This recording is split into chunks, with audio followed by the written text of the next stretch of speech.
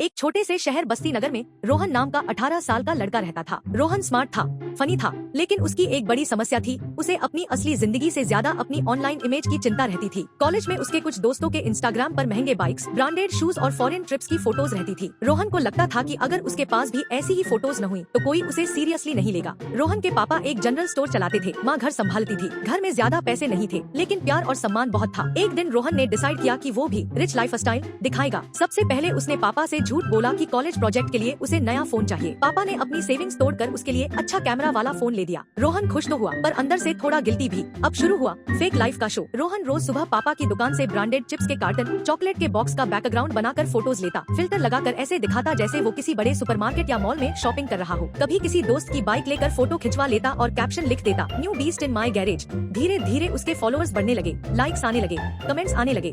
भाई life set है। रोहन को लगने लगा कि अब वो कूल बन गया है। कॉलेज में अन्या नाम की एक लड़की थी जो इंटेलिजेंट और ग्राउंडेड थी। वो रोहन की क्लासमेट थी, लेकिन ज्यादा बातचीत नहीं होती थी। अन्या ने भी रोहन की स्टोरीज देखनी शुरू की, पर उसे कुछ अजीब सा लगता। कभी रोहन के शूज अलग ब्रांड के, कभी शर्ट पुरानी, और कभी फोटो में क्लियरली दिख जाता कि बैकग्राउंड कोई रिच कैफे नहीं बल्कि लोकल दुकान का है जहाँ से बोर्ड हटा दिया गया है। एक दिन कॉलेज में youth ethics and digital life पर वर्कशॉप हुई। वहाँ एक स्पीकर ने बताया कि कैसे सोशल मीडिया पर लोग झूठी लाइफ दिखाकर अपने आप को और दूसरों को प्रेशर में डालते हैं, और कैसे ये सब उनके रिलेशंस और मेंटल हेल्थ को अफेक्ट करता है। अन्या ने तुरंत रोहन को देखा, जैसे उसे समझ आ गया हो कि ये बात उसके लिए भी है। रोहन ने भी थोड़ा अनकंफर्टेबल फील किया, लेकिन उसने अपने आप को समझाया, सब करते हैं, मैं ही क्यों बदलूं। कुछ हफ्तों बाद रोहन ने एक बड़ा झूठ बोल दिया। उसने स्टोरी डाली कि वो दिल्ली में एक बड़ा कोडिंग इंटर्नशिप कर रहा है, जबकि वो एक्चुअली बस्ती नगर में ही था, पापा की दुकान संभाल रहा था। उसने इंटरनेट से एक मॉडर्न ऑफिस की फोटो लेकर अपनी सेल्फी ब्लेंड करके पोस्ट कर दी। स्टोरी वायरल हो गई, कॉलेज के टीचर्स तक बात पहुँच गयी। प्रिंसिपल ने असेंबली में उसकी तारीफ भी कर दी। रोहन जैसे स्टूडेंट्स हमारे कॉलेज का नाम रोशन कर रहे हैं। रोहन के पैरों तले जमीन खिसक गयी।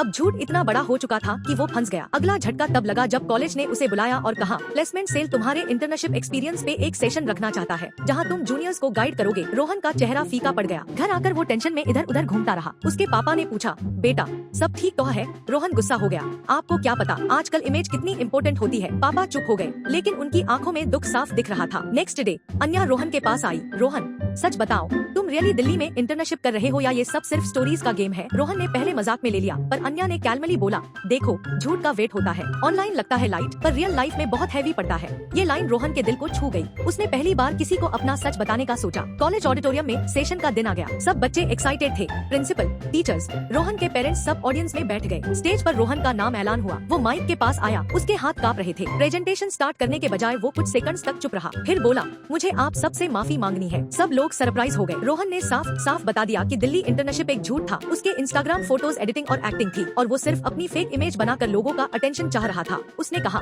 मैं अपने पापा की दुकान से फोटोज लेकर मॉल दिखाता था, दोस्तों की बाइक को अपनी दिखाता था, क्योंकि मुझे लगता था कि मेरी असली लाइफ एनफ हो नहीं है। लेकिन आज समझ में आया है कि मैं लाइक्स के लिए अपना सेल्फ रिस्पेक्ट और पेरेंट्स का ट्रस्ट तोड़ रहा था। हॉल एकदम साइलेंट हो गया। प्रिंसिपल ने गुस्से की जगह एक सीरियस टोन में पूछा, तुम्हें अब क्या लगता है? रोहन ने डीप ब्रेथ ली। सर, अब लगता है कि एक नंबर का झूठ दूसरे नंबर के झूठ को जन्म देता है, और एंड में आप झूठ के जंगल में खो जाते हो। मैं अब डिसाइड करता हूँ कि मैं अपनी रियल जर्नी दिखूंगा, चाहे सिंपल हो चाहे स्लो हो। सबसे पहले रोहन के पापा खड़े हुए। उन्होंने कहा, बेटा दुकान छोटी है, लेकिन रोजी रोटी ईमानदारी से मिलती है। अगर तुम इस दुकान को ही अपनी अचीवमेंट बना दो तो ये किसी बड़ी इंटर्नशिप से कम नहीं। हॉल में हल्की सी तालियों की आवाज आई। प्रिंसिपल ने भी बोला, गलती एक्सेप्ट करना सबसे बड़ा करेज है, इसलिए पनिशमेंट के बजाय हम इसे एक लेसन बनाएंगे। कॉलेज ने डिसाइड किया कि नेक्स्ट वर्कशॉप में रोहन अपनी फेक इमेज से रियल लाइफ वाली जर्नी ईमानदारी से शेयर करेगा, ताकि दूसरे स्टूडेंट्स भी प्रेशर में आकर झूठी इमेज बनाना छोड़ दें। अन्या ने ऑडिटोरियम के बाहर आकर रोहन से कहा, आज तुम रियल वाले हीरो लगे, क्योंकि तुमने सच बोलने का रिस्क लिया। रोहन मुस्कुरा दिया, शायद रियल लाइफ का फिल्टर ईमानदारी ही सबसे बेस्ट होता है। उसने अपने सोशल मीडिया से सारी फेक पोस्ट डिलीट कर दी और एक नई पोस्ट डाली, पापा की दुकान का सिंपल सा फोटो,